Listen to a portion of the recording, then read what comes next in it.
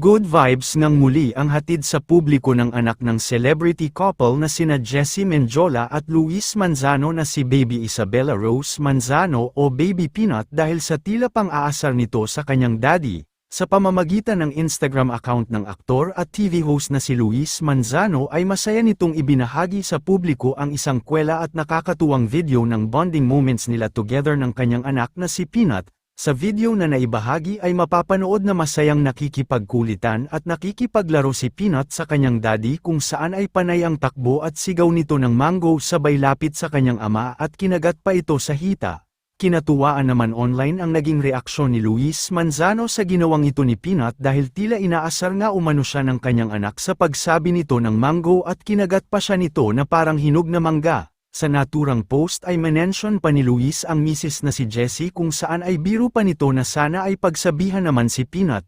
Narito ang naging buong caption ni Luis Manzano, aniya, bakit naman tumatakbo naman sa akin si Peanut at sumisigaw ng mango, may kagat pa na parang hinog na ako, pakiusap naman yung bata Jessie, nakakatuwang caption nito. Narito ang buong video panoorin at ang iba pang cute random videos ng mag-ama.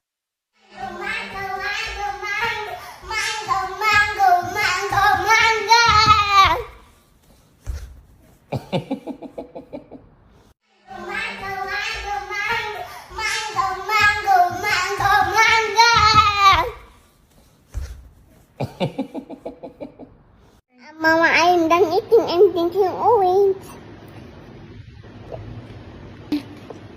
It's yummy.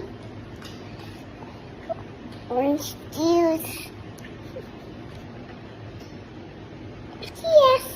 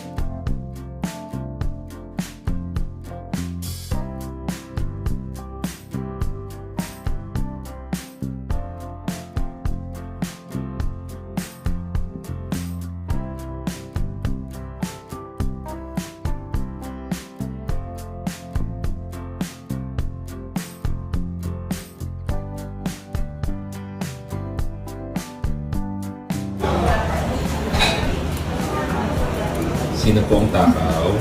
Gutom na gutom. Sino po ang takaw? Soup naman baby, soup naman. Soup naman, no? Soup, baby. Soup. Uy. Uy, naguguluhan siya.